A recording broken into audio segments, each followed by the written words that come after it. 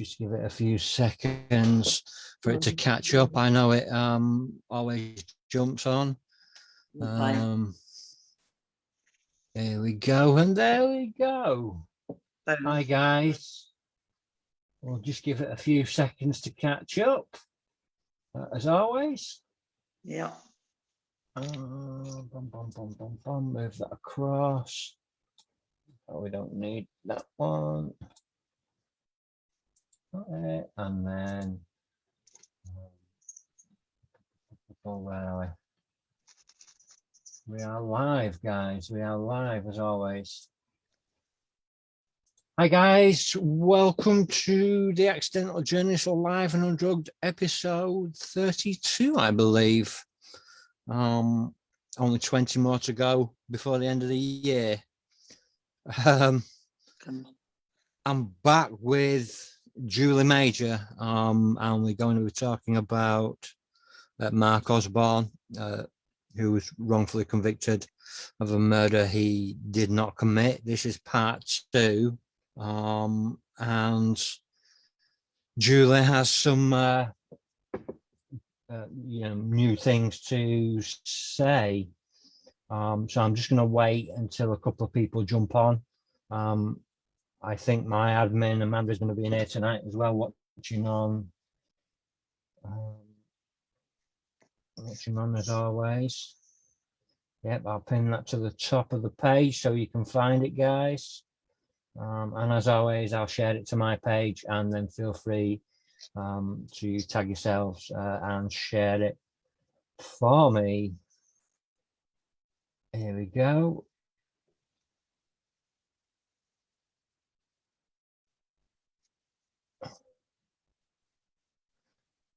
Brilliant. So what I'm going to do is I've got a piece of audio that Julie has sent me from Mark. I would really like to play it, so I'm going to attempt to play it over Facebook if I can, and see what we can do. We would really like you to hear this. This is Mark's own words from prison. So I'm going to, if you're gonna have to bear with me, I'm going to try and work out. I've never done this before, so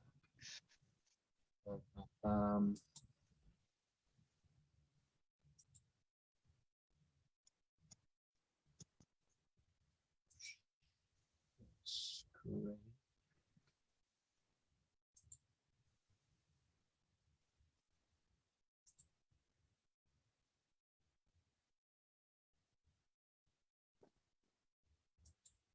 Right. How do we do this, guys?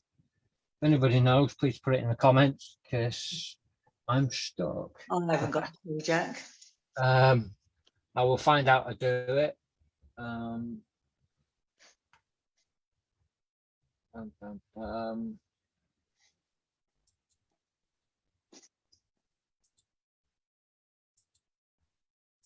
Can't do it.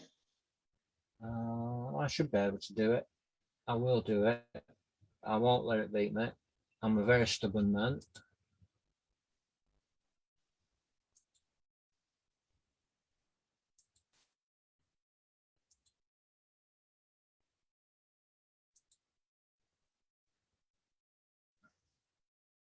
Right, if I will do this. Right, here we go. Can we hear this? No. We can't hear it. Right. I'm going to play it like this. Go ahead. I won't let it beat me. Go for it. It's 12 minutes, so you're just going to sit here and see my mug, but we really want you to hear this. Yes, we do. I was convicted of a murder which I never committed. I was serving a sentence for a fight I had. the incident till after it all happened. Lots of paperwork to show No, we this. can't hear it all, Jack. We're only getting bits of it. Yeah, it's clear as day. A lot of innocent in there on paper. Right. That was better then. Right.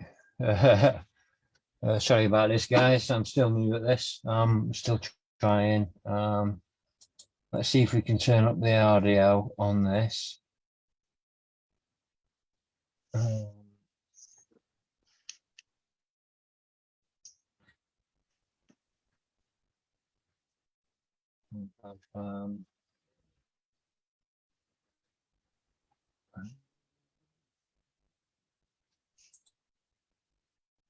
No go.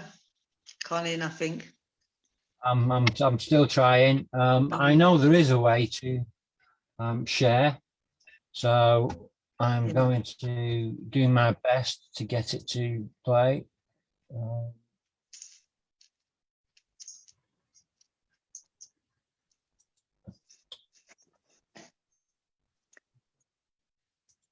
I wonder if it sounds right if I played it from my phone to my phone. You can try if you like. So you tell me what it sounds like then. Hold on, let me get it up. You got to laugh here, Jack. And yeah, I don't know what I'm saying. Yeah, You got to laugh. I'm not very. I've got to find it. Oh dearie me. Right. Right. See if you can. Hold on. See if you can hear this. My name is Mark William Osborne. I was convicted of a murder, which I never committed. I was serving a sentence for a fight I had. I know nothing about the incident until after it all happened. I've got loads of paperwork to show this. Yeah, it's clear as day. I'm innocent. It's all in there on paper. It's just frustrating that nobody listens. I've won appeals in the past also. And then they just come out with excuses and knock them back. I've been very, very angry at the system. For 10 years, I've been in prison for 13 years now, but for 10 of those years, I've been rebelling against the system. Basically, the prison staff, the prison system itself, obviously they enforce all their rules on me, and in my head I'm thinking, your rules don't apply to me. I'm an innocent man. And I just had an anger inside me.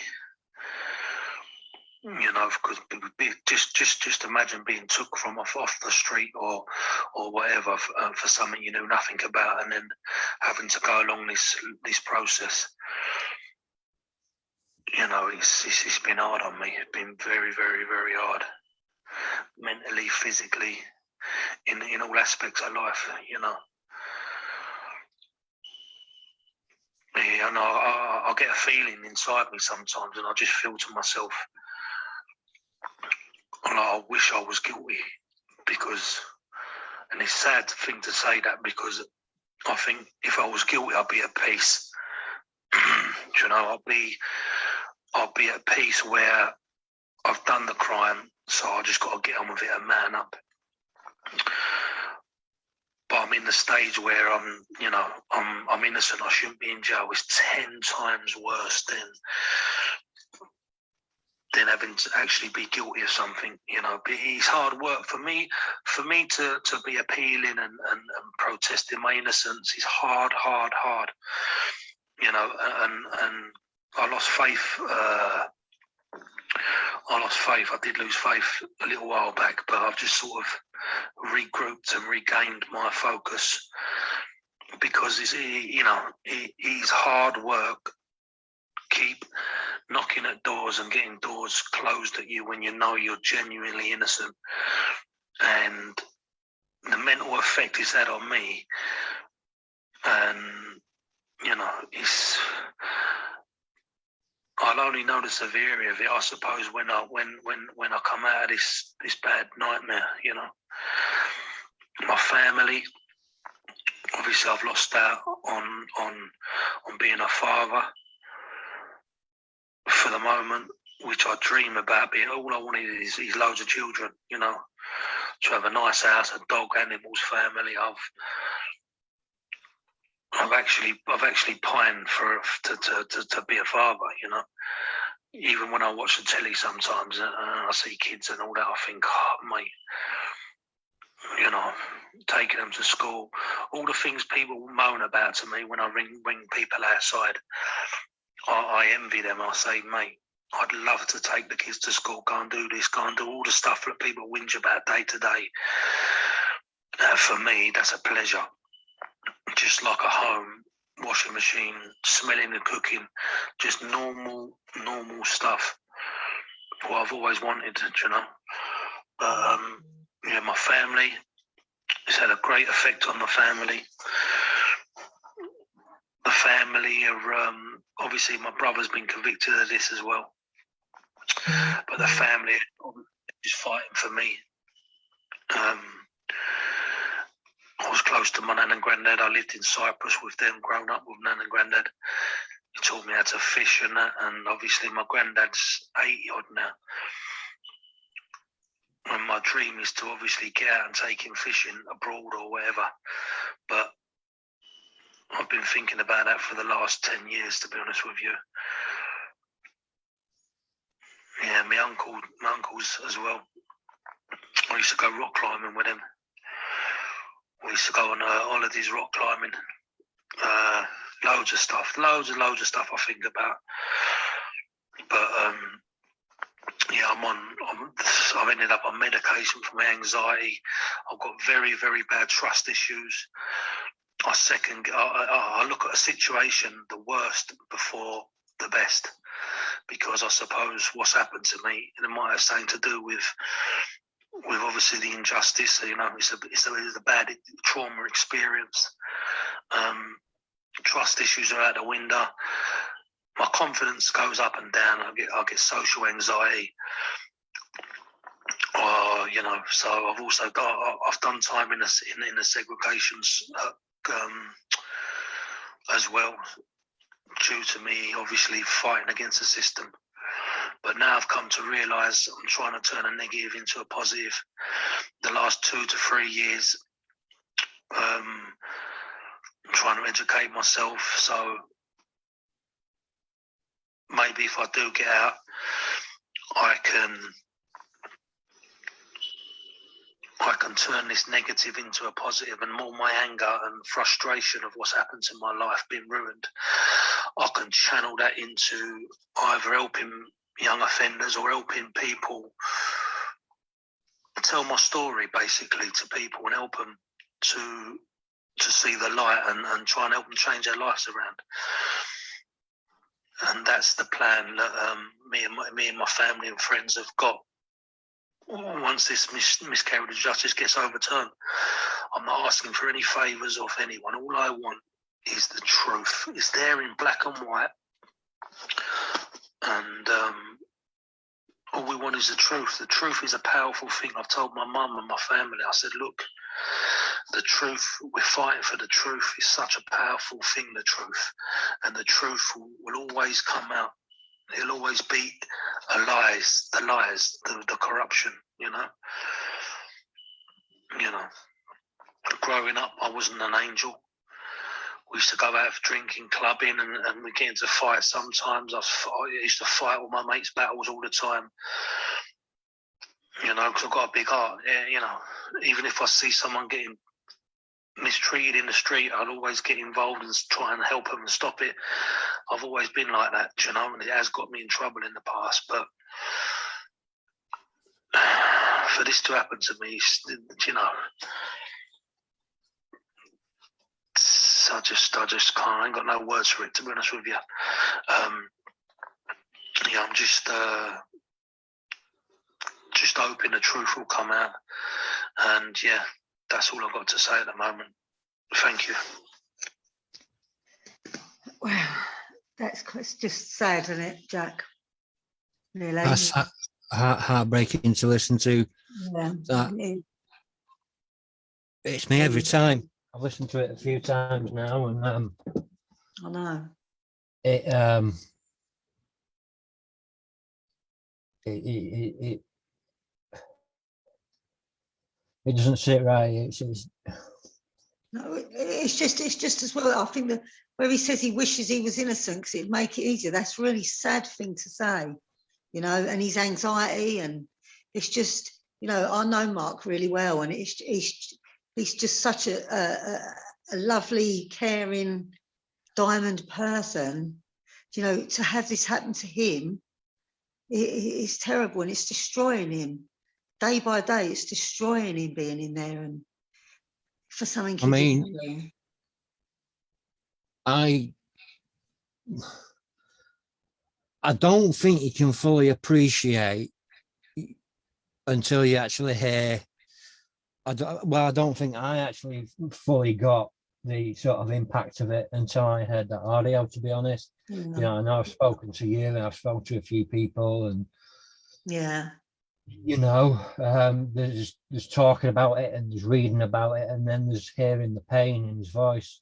And that is the first thing that hit me, and the want just to be normal. Yes.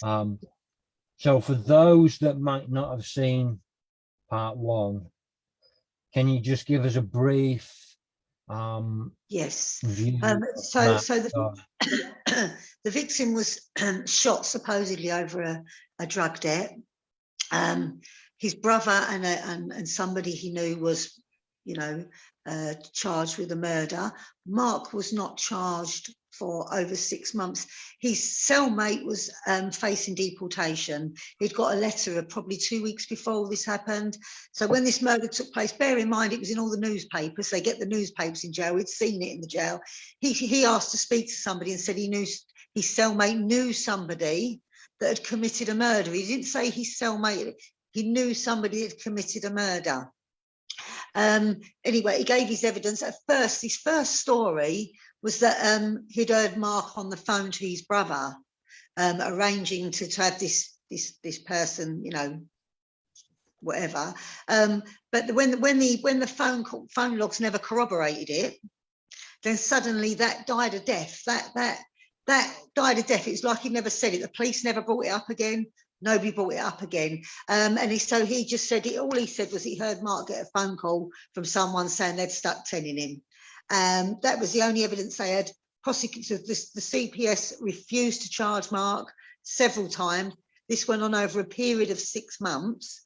For some reason, after 6 months, the police come and visited Ali the day before. I shouldn't say his name, sorry, the witness the day before. Then took him in for interview the next day. And then Mark was suddenly charged. We don't know why. The evidence never changed.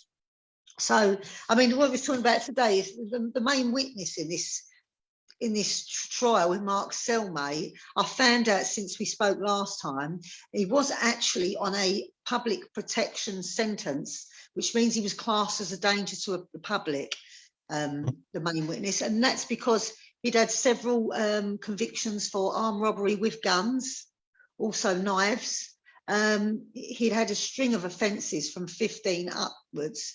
He had, I'll recount, he had 13 aliases, 9 different dates of birth. Every time he was arrested by the police, he gave a different name and a different date of birth. Even to the Home Office, he even lied to the Home Office, the immigration people, saying his mum he'd come over with his mum, and he gave him a different name and date of birth, and he didn't. He was with his auntie, and he even lied to the immigration. No one seemed to actually know what his real name was or his real date of birth was. And I found out since going through the papers, the police give you like a printout of their PNC, which is their police national computer. And on every single sheet in the top left-hand corner, the main witness is called a certain name with a certain date of birth, and that is totally different from the name he was in prison with and the date of birth he's in prison with and the one he gave evidence as a witness as.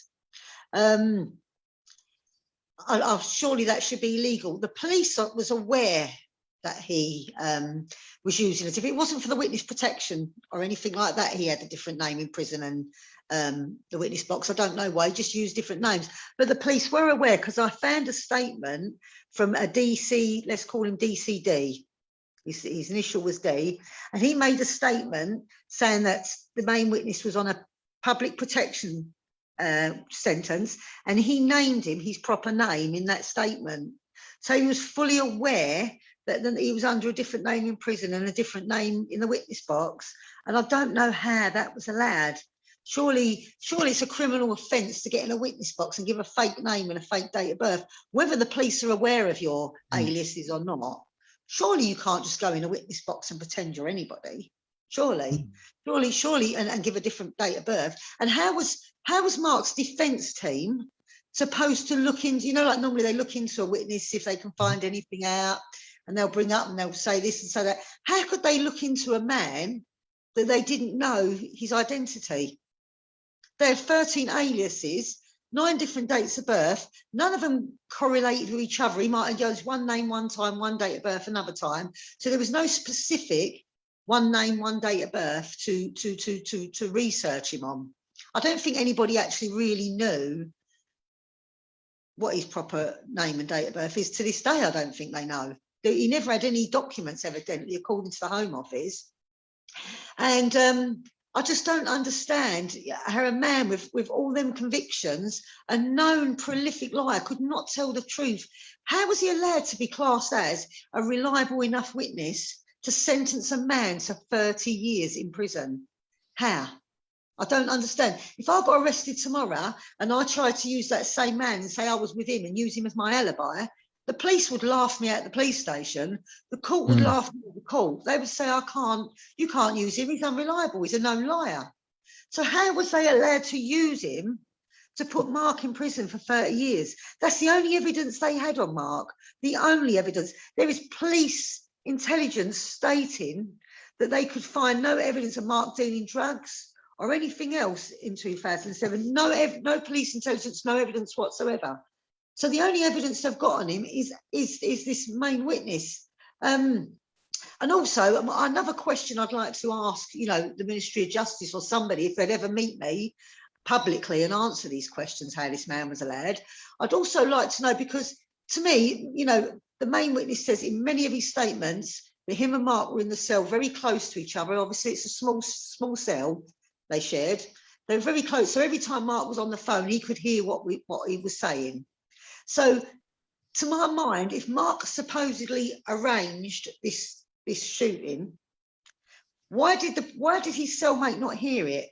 And if he did hear it, then why was he not charged with joint enterprise the same as anybody else? Because joint enterprise back in 2009, all you had to do was be able to foresee a crime was going to happen, and that made you culpable. That made you where you could get charged joint enterprise for murder. So why wasn't his cellmate charged?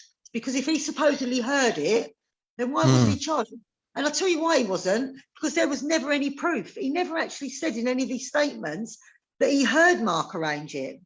So if he heard it, he should have been charged. If he didn't hear it, Mark shouldn't be in there.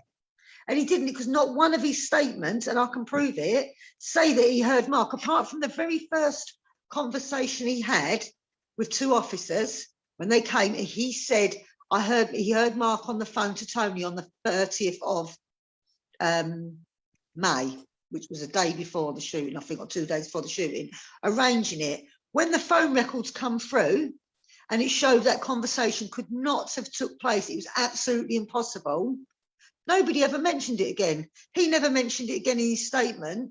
The police never questioned why he said that in the first place. It just got buried like it never happened. And so I just think that's very, I mean, I'm going to ask people at some point through this afterwards at the end or whatever. I've drafted a letter out that I would like everybody to send via an email. I can email anybody that wants it, and it's an editable one. So all they've got to do is add their name and address on the bottom.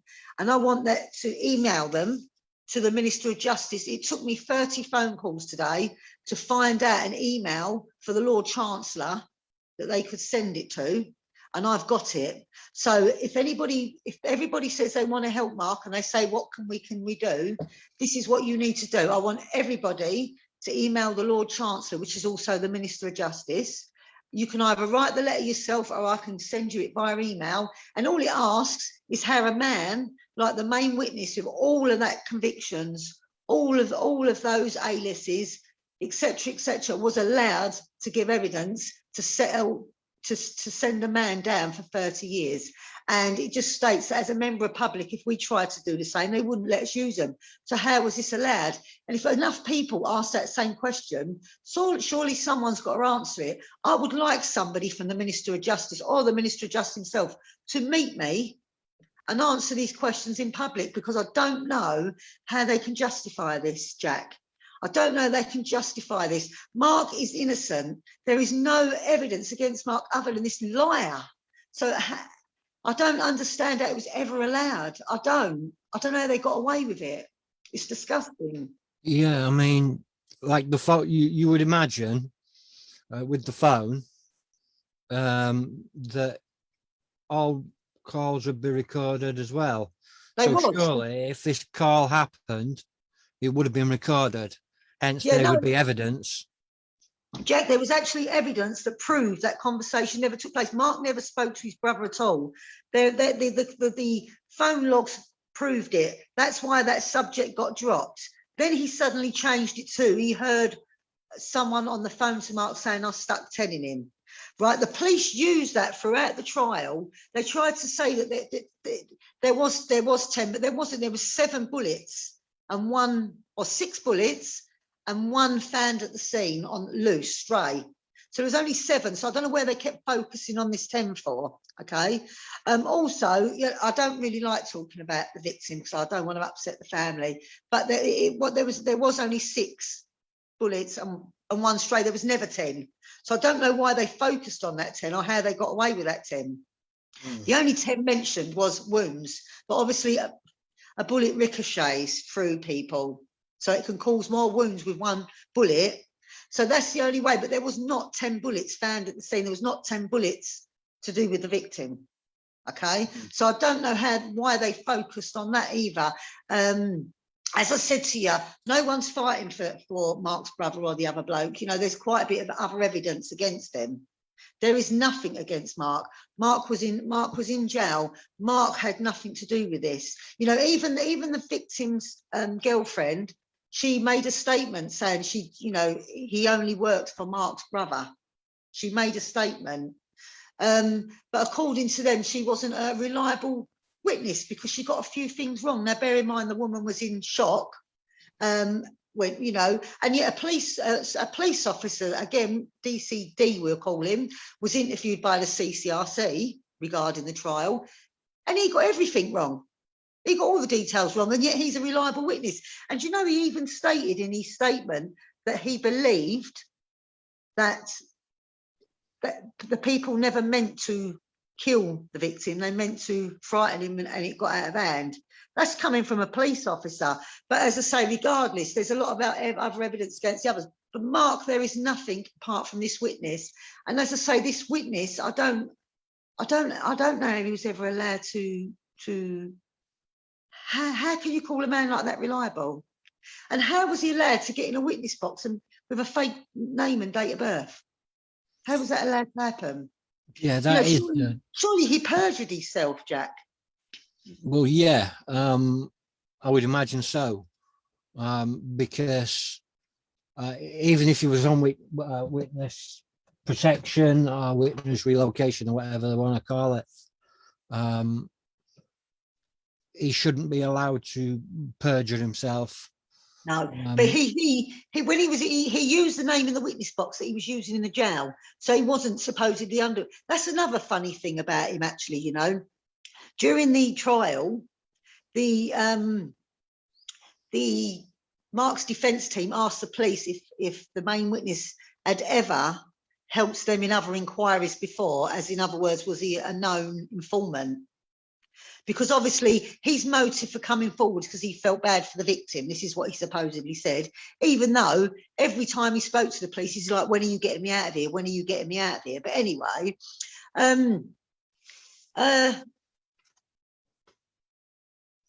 If he was a known informant, that changes his motive. That makes his motive false. But when the defence team asked the police, was he a known informant, they refused to answer, and the defence team was told they was not allowed to cross-examine the main witness and ask him that.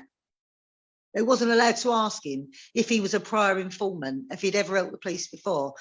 Why is that? Why is that? Because it would have put everything in there. You know, I think the police knew the main witness was a liar. I think they clumped Mark into this thinking if he knew anything about the other two, he might speak up. So I think they just threw him in there. They probably didn't think for 1 second that the jury would find Mark, you know, guilty, because this bloke was a massive liar.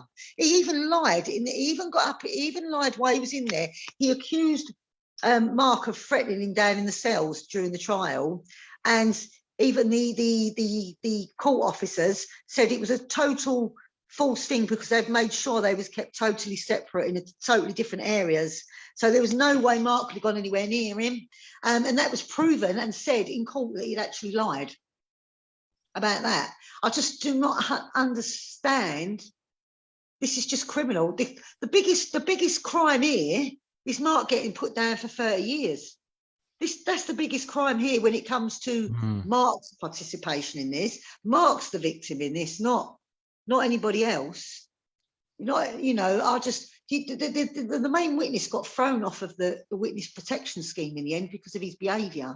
He ended up back in jail. He actually, at one stage, I've got a statement here actually on my side here where he withdrew his testimony. Withdrew it. He said he's not going to. He said it says in the actual statement, I was tricked by the police in giving my statement. I now wish to withdraw it.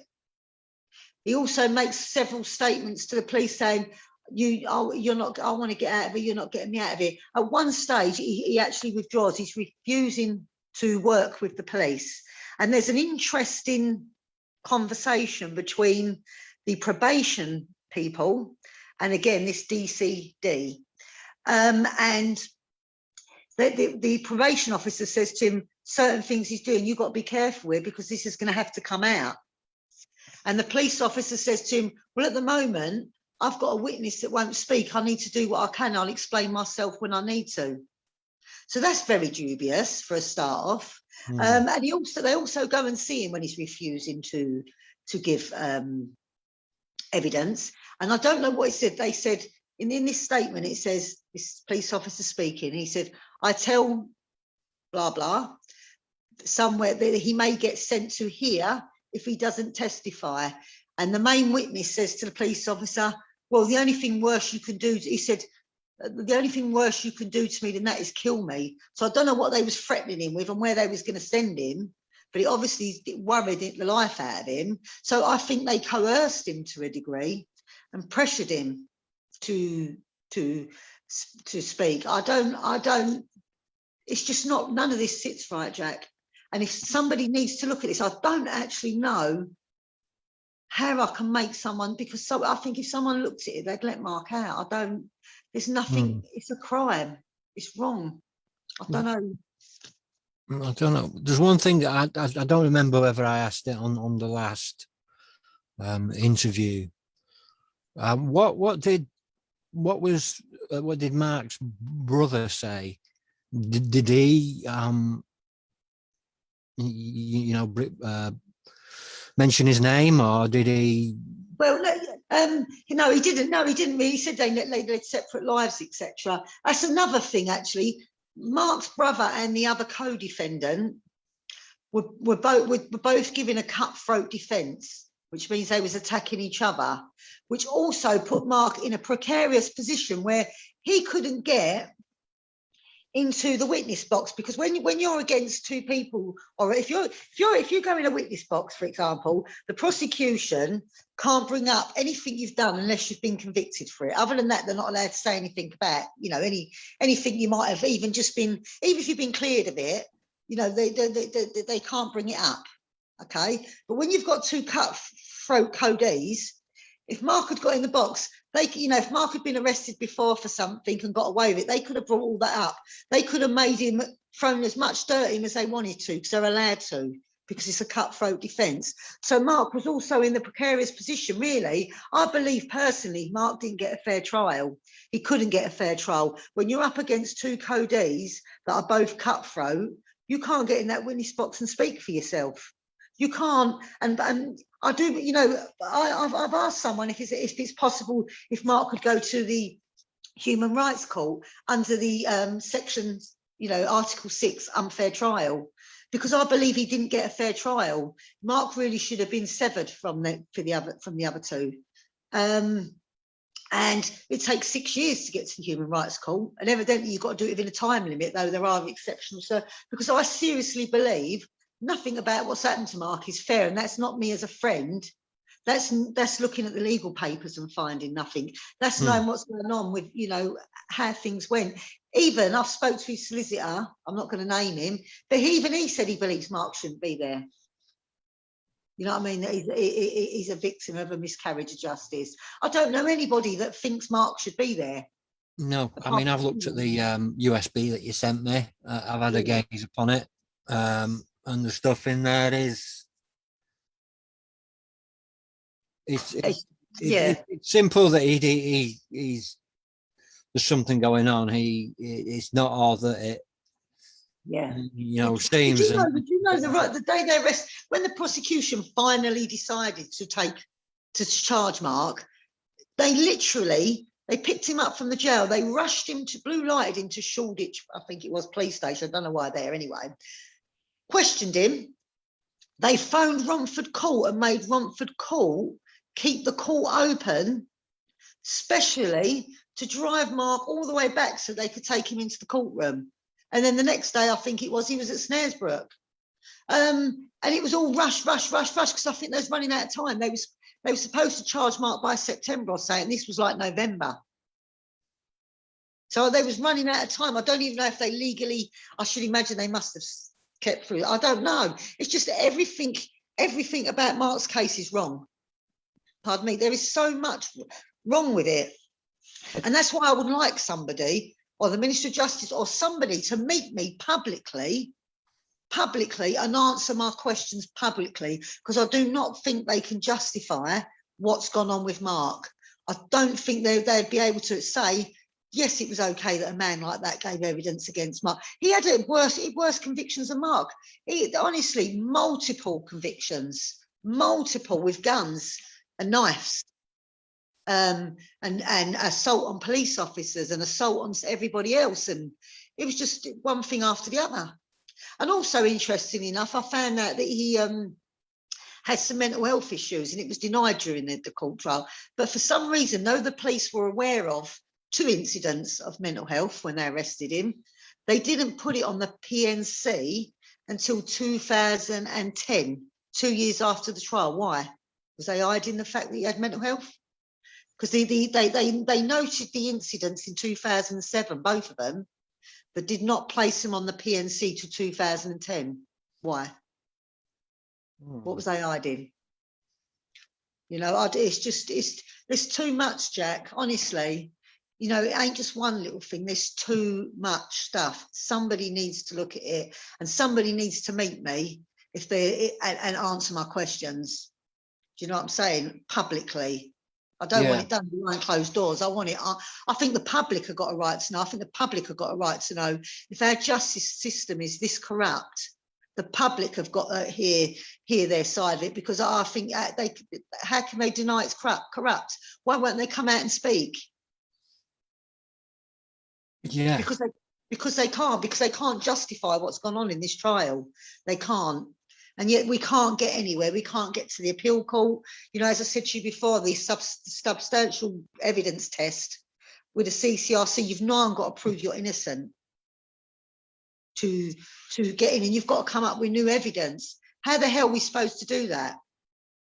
You know, what more evidence do you want than you know, a prolific liar with 13 aliases and didn't even use his real name in the witness box? Surely that should be enough. Surely someone should look at this and say, this is corrupt, something went wrong here. You know, Mark spent 13 years. They are destroying Mark every day. You know, every day he must lose a bit of himself in there, really, because, you know, to get up every day, Jack, and just be locked in a cell 23 hours a day for something you didn't do. They ain't even had visitors. Do you know what I'm saying? And, you know, his nan's not well, and, you know, all his family, you know, his mum's getting old, everyone's getting older. It must be soul destroying. When I talk to him, sometimes it upsets me. Honestly, it really upsets me. I get really emotional over it sometimes, because he's such a lovely diamond. I wish you knew him. If you knew him, Jack, if you knew him, this would touch your heart even more. If anybody out there watching this knew him, it would touch their heart even more, because he is such a lovely, caring bloke with such a big heart. He is. I can't say enough nice about him, Jack. Honestly, I'm not just saying that because I know him. I wouldn't say that. I'm not that kind of person. I'm very straight talking. He is a diamond, and he does not deserve this. And somebody needs to step up. Somebody needs to do something. Yeah, they do. I will do my bit to what I can. As I've said to you, I'd love to be able to speak to Mark and get his story in his words, and you know, use this platform. I always said that this platform was for people that don't have a voice, and right now Mark William Osborne is voiceless. Exactly. And it's people like you that are being his voice out into the public. So, you know, this is why I need to stand up for people like Mark. I've read some of the evidence. It's heavy reading. Yeah, I mean, I'd like to talk to Mark and you know, do a few more of these if I can work out how to use this properly again, and get some more audio out there, and just in his own words. Yes. Because, yeah. You know, we can speak for him, but It's about time someone give him his voice back, isn't it? You know, his tone they're alone, taking him away from him. It's about time someone give him his voice back and let him speak. And you know, yeah, his tone alone speaks volumes. Yeah. You know, what I heard in that audio was pain, hurt, disappointment, just years and years just piled up on a man that is just broken. You know, and I for one can't sit here while a massive miscarriage of justice like that is going ahead without doing anything. That's what I'm saying. See, he has days sometimes when he won't talk to nobody because he's in such a bad place. Do you know what I'm saying? And it'll destroy him in the end. He won't be the same. He won't ever be the same person now. If he got released tomorrow, he wouldn't be the same person now. Do you know what I'm saying? It's taken an effect on him. How long can you keep getting up and banging on doors and you know, trying to get help, and you know, solicitors, they can't do this, can't do that. Surely someone can do something. Surely. This is why I'm doing my law degree, because I'm determined. When something's this wrong, then surely it has to be put right. Surely there's got to be a way. There has to be a way. I won't hear it that there's not. I won't hear it off anybody that there's not. I'm determined to get Mark out one way or another. And as I say to you, I also want people to email the Lord Chancellor, which is the Minister of Justice. At the end of this, if anyone sends me their email, I can send them a draft letter and just put their name and address on it. I'll give them the email. They just forward it to the Lord Chancellor. If enough people ask the Lord Chancellor these questions, they're going to have to answer them, and it will highlight Mark's case to them. People say they want to help Mark. Well, this is how to do it.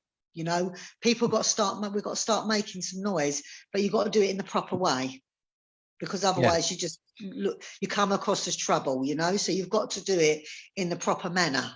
And emailing and everyone asking the same question again. The more people that email, you know, it's got to have some impact. And I also would like to put it out there, you know, David Lammy David Lammy's give Mark a case number, and he's keeping an eye on his case. David Lammy's the Shadow Minister of Justice, case anybody out there doesn't know. But he can't help him because we're not under his constituent. But, you know, someone meet with me and discuss this with me and tell me how this is right. Tell me that this case is not wrong. Meet me. No one will. That's the most frustrating part. And it, as I say, it took me hours today to get the Lord Chancellor's email to even try and get in touch with someone that's got any power to do with this. It's impossible. It was not impossible, but it's really hard. You know, and I mean, Dominic Raab is now the new Minister of Justice, which I don't think he's going to be any better by the sounds of it. So God help everybody. But we need to make some noise. We need. Someone's got to do something. They can't just leave Mark in there. I will not have it. They've got to do something. Yeah, I mean, after this interview, I will. Well, I say now, if people want to get the email address and they don't have Julie on Facebook, drop me a DM to this account, and I will convey your name across. But I will also convey the email address. Yes, I'll even give them a draft letter, as I say, so they haven't even got to worry about writing it or wording it right. It's I've made it so you can just have the letter and you can write, you know, just type your name at the bottom, you type your address at the bottom, and then you forward it to the email address I'll give you. So it's not even hard work. It's not even, you know, complicated. It's straightforward. It's easy. And I'm more than happy to send it to anybody that wants it. So, and as I say, this will help a lot. It's something that everybody can do to help, that doesn't involve them, you know, too much out of their life or anything else, you know. It just is something that would really, really help. And any help, you know, would be, and obviously again, Mark's petition, that slowed down a bit. We need to get that signed. It will get that out again. I will push that out on my pages. I think you need something like, is it 20,000 signatures to get it? I think it's 10,000 for it to be heard in Parliament. 10,000, I think it is. So, you know, I mean, I'm doing a takeover day on Instagram on the 9th of October. Wrongful Convictions Matter have allowed me to take over their page to put Mark's story out there. Nice. And I'm also supposed to be having an interview with, I don't know, I suppose I'm allowed to say it, with Liquid Bullet Productions at some point in the next couple of weeks. And they're going to put Mark's story out. They've kindly agreed to put Mark's story out there. So there are a few people that are taking note and trying to help. So, you know, and we appreciate any help we can. If anyone else out there can help us in any way, you know, please contact me or Jack. And, you know, I'm in this for the long haul. Same. You know, since the first time I spoke to you, it's you know, I never intended to get involved with wrongful convictions and stuff like that, or miscarriages of justice. You know, I just wanted to help tell stories, and then, you know, these things kept coming to me, and then Mark's story, and John Crilly's story. Yeah. And it's hard. It's hard to digest that, you know, I've done some naughty things in my time. You know, some of them I haven't been you know, done for, and some of them that I have, and you know, that's justice. But to have served 13 years of a minimum of a 30-year sentence for a murder you did not commit, it's soul destroying for everyone around, everyone that knows Mark. I don't know Mark, really. I only know what people have told me, what you've told me, and He's one of the nicest what I've people read. you could meet, Jack.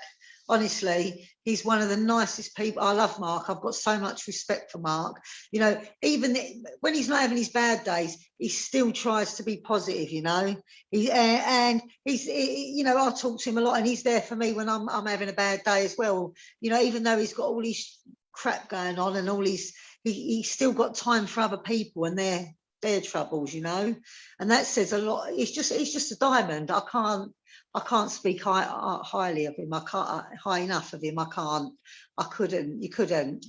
He just doesn't deserve where he is, and he cannot spend, you know, another 17 years in there. He can't. He can't. That's a crime in itself. Someone's got to do something. Someone's got to do something. They've got to. It's got to be hard on his family as well. It's got to be hard on his mum. It breaks her heart. His mum, it breaks his mum. His mum, him and his mum were so, well, they are still so close, but obviously, but she, you know, it breaks her heart every day. It's sad. It's just sad. It's sad. It's sad. You can't speak to his mum, or you speak to him without getting emotional. I get emotional. Sometimes Mark talks to me. I say to him, Mark, please don't tell me, because I'm going to get upset, because it's upsetting to hear him talk. You know, when you care about somebody, and just silly things, you know. And I don't mean like he's necessarily, when he's on down, he might just talk about things he misses, like having children, or what he wants to do with his life. And it's so sad. It breaks my heart. It does. Honestly, I actually do get emotional. Sometimes I'll sit here and cry because it's so hard, you know, because I just wish I could just wave a magic wand and get him out. And sometimes it's like swimming against a tide, you know, and you keep swimming and swimming and swimming, and the tide's just pushing you back. And it's just because it's really horrible. And I think, you know, we've got to get him out. We can't, you know, it's hard. It's hard for me as well. It's hard for Mark. You know, not as hard for me as it is for Mark, but it is upsetting. It is hard. It is hard because it's a hard fight.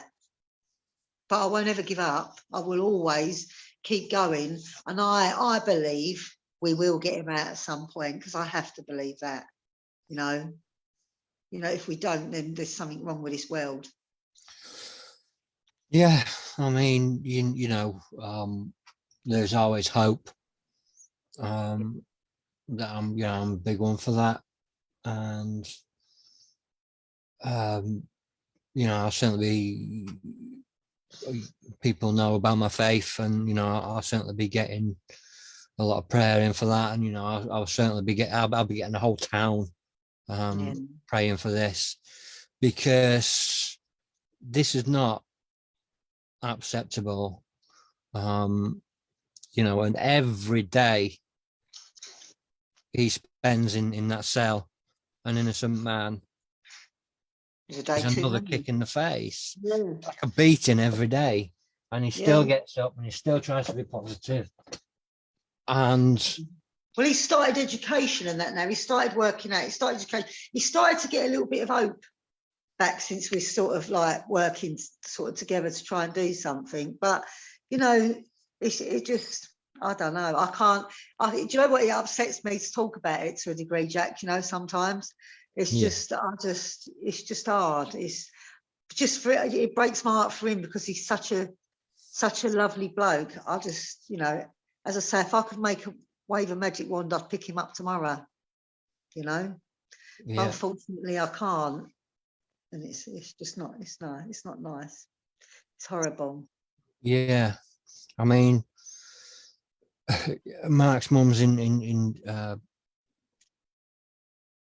the chat. You know, there's certainly you know, a lot of love meaning in these words.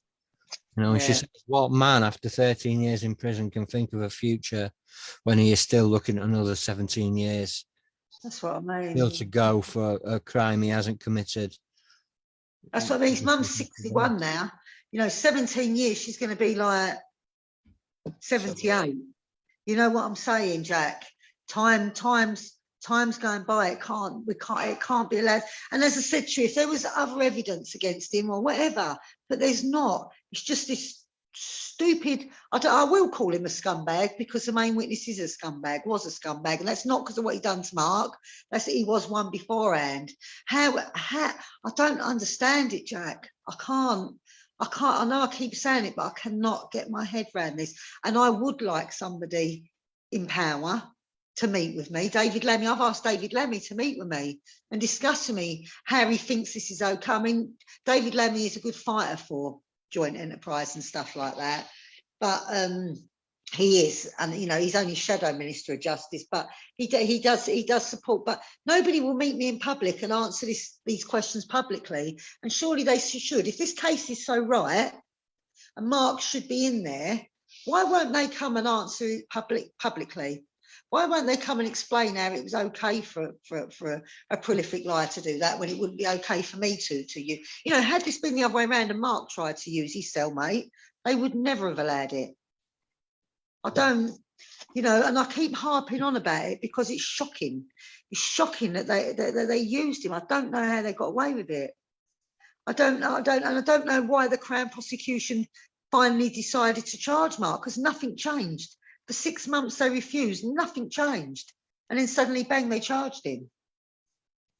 I don't understand. I think they just, as I say, I think they lumped him in because I think they thought if all else failed and they couldn't get enough of a case against the other two, I think they was hoping Mark would turn and if he knew anything, speak, because he would be scared of going. I think that's why they lumped him in.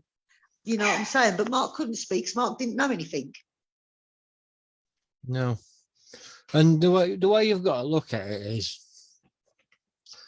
if this is happening to Mark, how many more people are in there?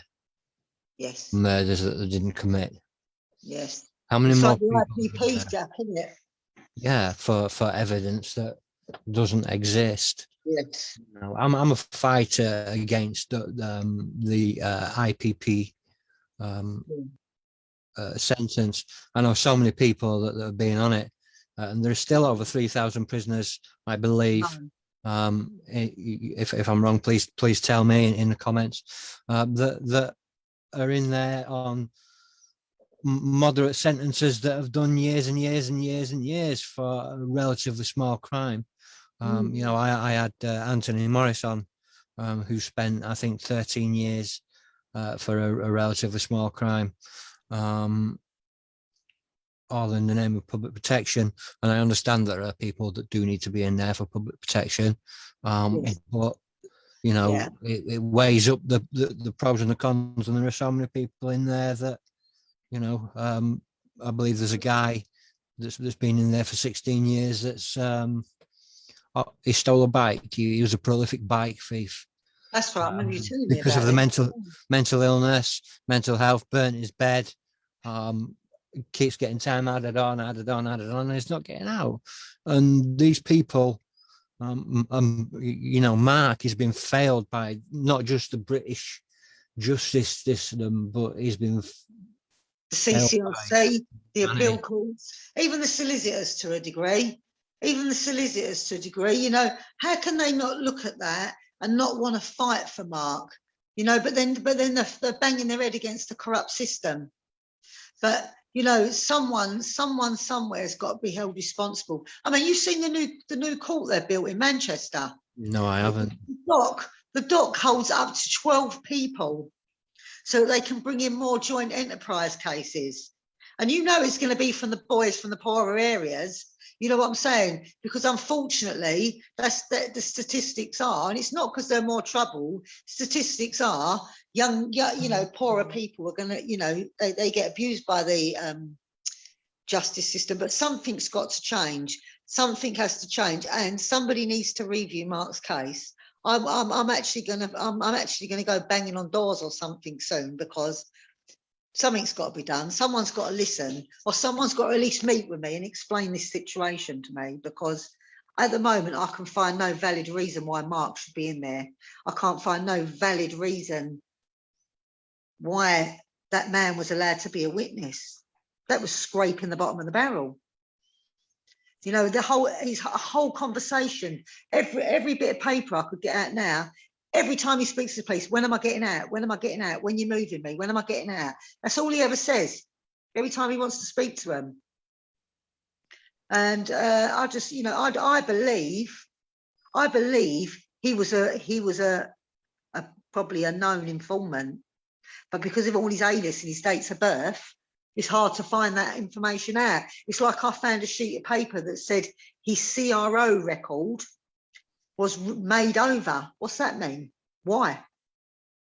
You know, CRO is his crime record, something. I don't know exactly what it means, but it was made over. Why was it made over and changed? That tells me. And if he was an informant, then that totally throws his witness thing out of the window, because his motive, according to him, the reason he come forward is because he felt bad for the victim. But as I said to you, Mark, there's no way Mark could have arranged it without him knowing it, because he was in the same cell. So as I say, he should either have been charged or he lied. Well, he didn't even lie, really, because he never even said it, apart from the once. And as soon as they, as I say, as soon as the police realised the phone records showed that Mark couldn't have spoke to Tony, that got dropped, never brought up again. Never got, he never even got asked, why did you say that at first? He even said in his first statement that he spoke to the shooter himself on the day of the murder. That got dropped and all. That never happened. Suddenly it was Mark that spoke to him. So I mean, nothing, even in his relevant statements, he chopped and changed them, he withdrew them, he changed them, said different things, and no one questioned anything. It's strange. Very, very strange, very, very corrupt and very, very strange. Yeah. Yeah. Yeah. I do, as I said to you, every day that goes on is a crime, because Mark is destroying Mark in the process. You know what I'm saying? They've took Mark's life away. They took away who he is. He ain't who he was anymore. They're taking it. You know, they've took away his freedom. They've took away his pride. They've took away his confidence. They're stripping him bare for saying he didn't do. That's what's heartbreaking about it. He's losing his identity. Yeah. You know, that should be a crime in itself. Yeah. Someone should be held accountable for what they've done to Mark. Yeah. You know, I mean, like he said in his audio, that he wishes he was guilty. And you said last time that, you know, he'd even be willing to step up and you know, take another charge for time served, because he wants to be with his family. Well, I'm going to write to the Queen. I'm going to ask her for a pardon. You never know, because you know, it's been 13 years, whatever the weather, and I just think, like, enough's enough. You know, there's no evidence. I'm writing to everybody, Jack. I'm trying everything I can try. We've got some, which we're waiting for some paperwork to come from. I can't really say where from or what. There are things going on in the background at the moment to try and sort of find some new stuff out. So, you know, there is other things going on, and I'm just praying that something will happen, something will give. You know what I'm saying? Because he shouldn't be in there, and it's, as I say, it just breaks my heart every day. Every day, I just, you know, it's just sad. I mean, he couldn't ask for a better friend, really. I mean, you've stuck by him through thick and thin. You're fighting his case. You're doing all this. You know, you deserve the recognition, because you know, you've dedicated your life to proving him innocent. I always will, Jack, because you know, because he's a good person. I know he shouldn't be in there. I will never ever walk away or give up helping Mark. Never. I will never stop fighting for Mark. Never in a million years. I don't care. I will never stop. And I'm hoping I don't have to. I'm hoping I don't have to keep going. I'm hoping someone, something gives, something changes, something happens. You know, we get him out in some way, because, you know, Mark deserves to be out. Mark deserves to be having a life. They owe Mark now. Do you know what I'm saying? They've took it away from him. They need to give it back to him. Yeah. They need, you know. I mean, at the end of the day, it might as well. You know, they are slowly murdering him. That's the way I see it anyway. Because they've stripped him of everything. They're trying to strip him of his dignity. They've stripped him of his identity. And you take that away from a man and you lock him away. You know, no matter how many treat you in there, Jack. Like, you know, a little while ago, Mark was ill. He had a bad ear. And he asked 3 days on the trot to see somebody because of his ear. Now, I work, as you know, I work in the NHS, and an ear infection in an adult, if left untreated, can cause serious issues. You know, it can affect your bones, etc., etc. So 3 days he tried, and then so I rang him up and I said, like, he's got a really bad ear. Yes, he's on the list. I don't know why he weren't brought over. He'll be brought over this afternoon. I think 5 or 6 days later, he rang me at 6 in the morning. He said, or 7 in the morning, Joe, I'm in agony. I'm in agony with my ear. I've been up, blah, blah, blah, blah. So I tried to ring the prison. They put me through to somebody. He's like, you can't talk to me. You haven't gone through security. Put me back again. The way they treated me was disgusting. You know, just trying to help Mark. And the way they left Mark was disgusting. They left him in pain. He had fluid coming out of his ear. They treat them worse than animals at times. It's disgusting. You know, I said to them, you're breaching, you know, I threatened to report them to the NMC, etc., because I said to them, they're failing their duty, you know, as medical staff, to not treat him, to leave him like that. You know, it was obviously deliberate. And it's just disgusting, you know, even things like that, getting proper medical help don't happen. I mean, he got it in the end, after God knows how many phone calls, but it's not the point. We had to fight to get it, and he was in pain. As I say, he had fluid coming out of his ear. That's how bad it got. So how's his conditions now? They're not too bad now. I mean, as Mark's going education like a lot of days, so he's getting out to education, and he's working out. Obviously, it's not as hot now, so though the ventilation hasn't changed, it's not as hot, so it's not as bad. But you know, Mark tries to make the best of a bad situation. Just, you know, he has his days where he struggles, but you know, he tries, and he tries to be upbeat for everybody else as well, because he knows, you know, it's quite sad really, because he works to keep everyone else happy. You know, even though he must be more unhappy than any of us put together. Do you know what I'm saying? And yet he's still like, you know, he ring me up, he tries to cheer me up, you're all right, you know, how's your day, blah, blah, blah. He rings his mum, and he's always upbeat and tries to, you know, keep you up. So he cares more about other people than himself, which is, you know, says a lot about who he is and what he's about, you know. And yet really, he must feel like a drowning man in there sometimes, you know. But you'd never, you know, apart from when he has his bad days, you'd never know, because he just tries to look after everybody else still. And I think that makes it even sadder, you know. It does. It does. You see, you know, I think we can all moan about things that come across as unfair in life. You know, and I think it's just a reality check that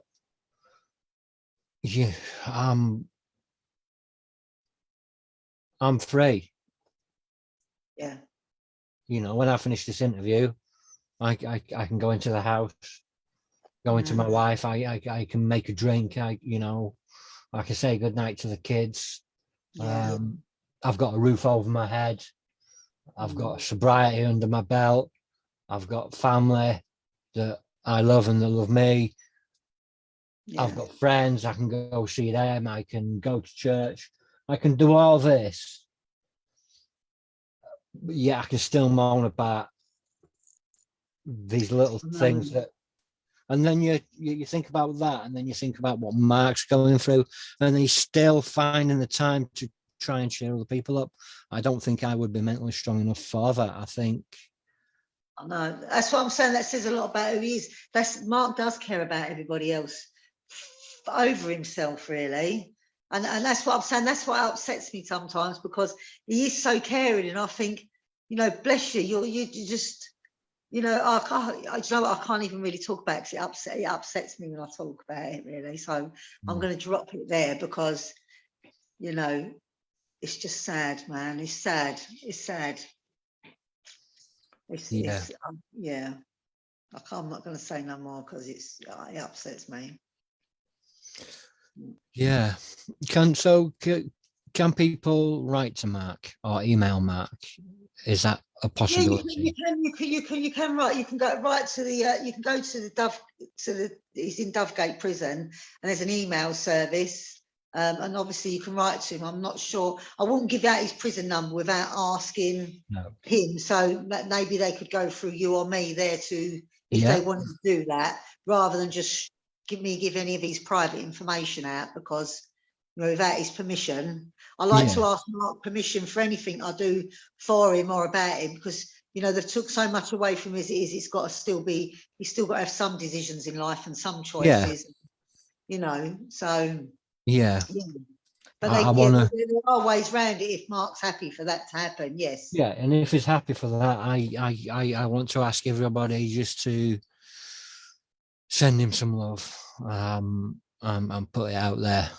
It's something that I will be doing. You know, but most importantly, Jack, if everyone can write to the address for the, I'm going to say the address anyway, the email address. And as I say, if they want a draft letter, then contact me. But it's actually capital P, capital S, P for Peter, S for sugar, dot Lord Chancellor, capital L for Lord, capital C for Chancellor, one word, Lord Chancellor at justice.gov.uk.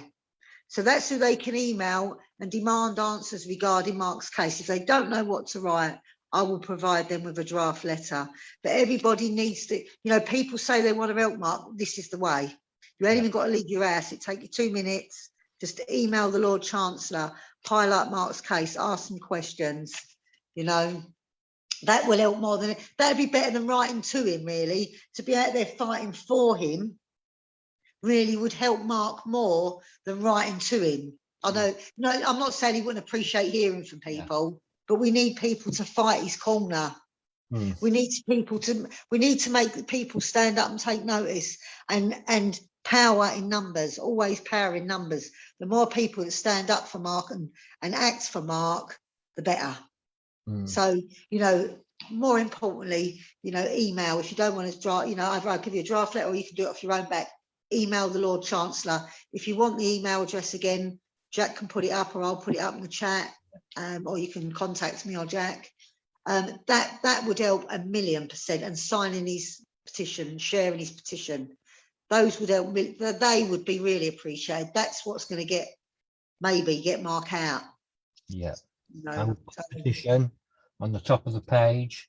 I will have this video on the top of the page for a few days to maximize views, and then I will put Mark's petition and pin it to the top of the page above this, and then we can see if we can get it out. I'll have my admins push out what we can on as many groups as we can, and see if we can actually finally now for once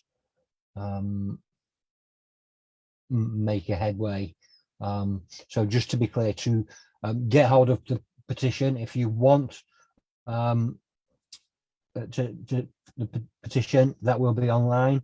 If you want the draft letter, either email me or leave a comment on here, and Julie and I will get back to you with all the details. I'm going to have a look at some sort of mailing list anyway over the next few days for the accidental journalists, so I may as well do it for this as well, and then add people to it through that too. Just a quick one and all, Jack. We should have a website up and running for Mark by next weekend. So it will be on his Free Mark Osborne official page on Facebook. It will link. And that's just a little bit that tells you about, you know, Mark's conviction, a little bit about Mark. There's that recording from Mark on the website. There's a bit about how it's affected the family and some videos. And then there's some social media pages and asking anyone to help get the story out, etc., with his petition on it. So that should be going live next week. So I'll let you know, maybe you can sort of announce it, and I'm going to, you know, Yeah, put the link out there and then get some support that way as well. As soon as it goes live, I will put that out. But also what I'm going to do is when this has finished over the next couple of days, as you know, this video will go on to YouTube, which will then be linked to my website, jwgreg.wordpress.com. And it will be on there to watch under the podcast, the Accidental Journalist podcasts. But also I'm going to edit this for Spotify and for my podcasting channel, Live and Undrugged. What I'm going to do is I'm going to put the actual audio at the start of the interview and at the end of the interview, just to hit home. You know, it's 12 minutes of your life to listen to that, and I would implore you to listen to it again and etch every single word onto your heart. Yeah, because that's what we need. We need people, and we need heart warriors that are gonna stand up and actually amplify this voice that we're now getting from Mark. So yeah, anything that I can do, I will do.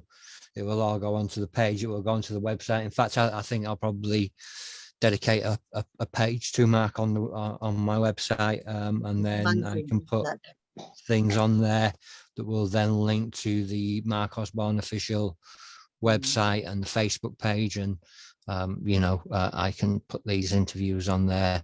I'm sure we will have more down the line. Yeah, really appreciate that. We appreciate everything you've done to help Mark, and Mark really appreciates. Obviously, you know, he can't do so, but he really appreciates. You know, he's aware. Obviously, I'll tell him on the phone, you know, what you're doing as well, and it means so much to him. You know, he got emotional last time. I played him our video.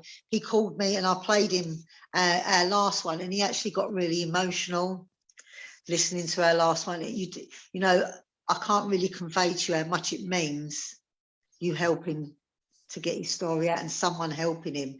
It's like throwing a drowning man, you know, a life jacket with what you're doing, and you know, putting it out there. You know, it gives him hope, and he hasn't got much else other than hope. So you know, we appreciate it a lot.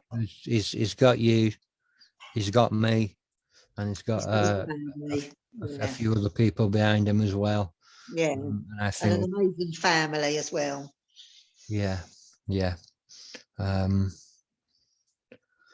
I think we need to fight for real justice, because this isn't justice. This is what's happening.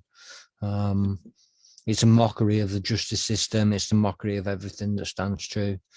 So yeah, over the next few days, I will be working to get information up on my Facebook page, on my website, that will all link to Julie's work, and to the Free Mark Osborne official website, to the Facebook page, any other social media that pops up, and I'll be there watching on the takeover day on Instagram. I might actually get you to help me with a bit of that, Jack, with your experience as well, because I've got to sort of I'll speak to you afterwards about that. I'll be glad to. I may run a takeover day of the Accidental Journalist, and let you have your voice on there as well. Yes. You know, just you without my mug sat in the background. Is there anything you want to finish with? No. Do you know what, Jack? I really appreciate. As I say, I appreciate, and I appreciate everyone taking the time to, you know, stop and listen. And I just beg you, please email the Lord Chancellor. Please, we need to make some noise. We need to help Mark, and this is a simple way to help him, but a powerful way. The more people that email, you know, the Lord Chancellor, the better. So please help us. And if anyone else out there can help in any way, you know, solicitors, other journalists, anything, anyone that can help us get this out and help Mark in any way, please do. Yeah. And that's it. Yes, that's, you know, that's it really. I just appreciate everything you're doing, Jack. Thank you. That means a lot. It means a lot also for me to be able to help. I wasn't always this sort of person, so I genuinely do get emotional when you know, doing things like this. Now I certainly, you know, I'm feeling attached to Mark and his journey and his story. So I will do everything that I can that will help, because I never had a voice and nobody would give me a voice. And last year, on November the 9th, a man called Jason Edwards stood up and did the first podcast with me that I ever did. And from there, he gave me the confidence to just want to see justice in the world and want to That's give all you need people sometimes, isn't it, Jack? Just one helping hand in the darkness, and it pulls you out. That's all you need, just that one. Yeah. One helping hand, that one bit of kindness can make such a difference in the world, you know. The smallest bit of kindness can have the biggest impact. It can. It can. Brilliant. Thank you very much, Jack. If you stay on the line, I'll just wrap up and we'll have a quick chat afterwards. Thank you as always, guys, for tuning in. It's been another emotional one. I will put the links up as soon as I can. I did forget to mention at the start, thank you as always to my sponsors at Armour Scaffolding and No Means City Clothing, and you know, all those that have stood up and paid for Zoom. There are a few that have stood up and you know, made sure that I've been able to carry on doing this. And I love everyone for that. And thank you everybody that tunes in every week. And thank you to my admin that helped push it out. Because without you guys, there would be no one to listen to the voice. So, you know, thank you for making this old man, you know, happy. And at that, I shall leave you to it. Thank you, guys. I'll see you soon.